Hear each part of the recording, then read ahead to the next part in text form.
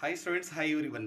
ಯಾರೆಲ್ಲ Karnataka CET application ಹಾಕ್ತಾ ಇದ್ದಾರಲ್ಲ, ಈ ಸ್ಟಡಿ ಸರ್ಟಿಫಿಕೇಟ್ ಸಂಬಂಧಪಟ್ಟಂತೆ ಒಂದು ವಿಶೇಷ ಮಾಹಿತಿ ಇವತ್ತು KE ರಿಲೀಸ್ ಮಾಡಿದೆ.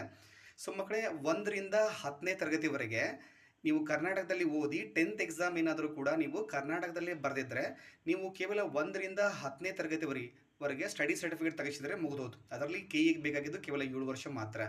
ಸೊ 11th ಮತ್ತು 12th ಸ್ಟಡಿ ಸರ್ಟಿಫಿಕೇಟ್ ಅವಶ್ಯಕತೆ ಇರೋಂಗಿಲ್ಲ. ನೀವು ಕಾಲೇಜಿಗೆ ಹೋಗಿ ತೆಗೆಸ್ತಕ್ಕಂಥ ಅವಶ್ಯಕತೆ ಇಲ್ಲ. ಆಮೇಲೆ ಈ ಸರ್ಟಿಫಿಕೇಟ್ಸನ್ನು ನೀವು ಆನ್ಲೈನಲ್ಲಿ ನೀವು ಅಪ್ಲೋಡ್ ಮಾಡಿದಾಗ ಈ ನೇರವಾಗಿ KEA BEO ಅಥವಾ DDPIಗೆ ಡಾಕ್ಯುಮೆಂಟ್ ವೆರಿಫಿಕೇಷನ್ ಟೈಮಲ್ಲಿ ನೇರವಾಗಿ ಅವ್ರಿಗೆ ಕಳಿಸ್ಕೊಡುತ್ತೆ. ಅವ್ರ ಮೂಲಕನೇ ಅದು ವೆರಿಫೈ ಮಾಡುತ್ತೆ.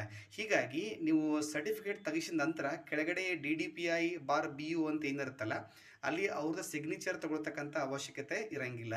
ಸೊ ನೇರವಾಗಿ ನಿಮ್ಮ ಸ್ಕೂಲಿಂದ ಅಥವಾ ಕಾಲೇಜಿಂದನೇ ನೀವು ಅದನ್ನೆಲ್ಲ ಫಾರ್ಮ್ಯಾಟ್ ಫಿಲ್ಅಪ್ ಮಾಡಿ ಹೆಡ್ ಮಾಸ್ಟರ್ ಅಥವಾ ಪ್ರಿನ್ಸಿಪಲ್ ಸೈನ್ ಮಾಡಿ CET ಅಪ್ಲಿಕೇಶನ್ ಹಾಕಿದರೆ ಮುಗಿದೋಯ್ತು.